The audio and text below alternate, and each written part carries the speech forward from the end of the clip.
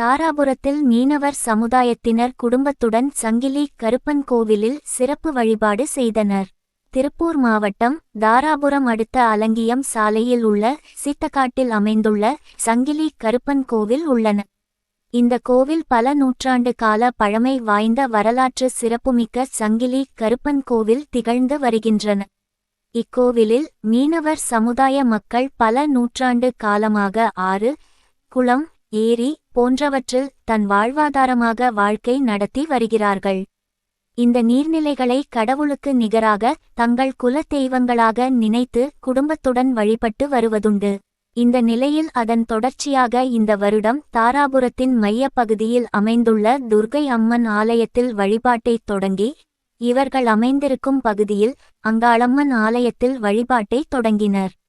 தொடர்ந்து இந்த விசேஷ நாளில் அருவாளேந்தி மேளதாளத்துடன் ஆட்டம் பாட்டத்துடன் மக்கள் நலம் பெற விரதமிருந்து வேண்டுதல் நிறைவேறவும், தமிழகம் மற்றும் இந்தியாவில் உள்ள அனைத்து சமுதாய மக்கள் நலமுடன் வாழ வேண்டும் என்றும், மேலும் நடைபெற்று முடிந்த நாடாளுமன்ற தேர்தலில் திமுக சார்பில் போட்டியிட்ட தேர்தலில் வேட்பாளர்கள் அனைவரும் 40-40 என அனைத்து இடங்களில் வெற்றி அடைந்து திராவிட மாடல் ஆட்சி மீண்டும் தமிழகத்தில் மலர்ந்திட மீனவர்கள் சங்க தலைவர் தில்லைமுத்து, மாவட்ட மகளிர் தொண்டரணி துணை அமைப்பாளர் சசிகலா தில்லைமுத்து, நிர்மல் குமார், அமுதா, சாருமதி, மதுமிதா ஆகியோரின் குடும்பத்தினர் அனைவரும் குடும்பத்துடன் கலந்து கொண்டு நேர்த்தி கடனாக கிடாய் விருந்தினை சங்கிலி கருப்பன் சாமிக்கு படையலிட்டு சாமியை தரிசனம் செய்தனர்.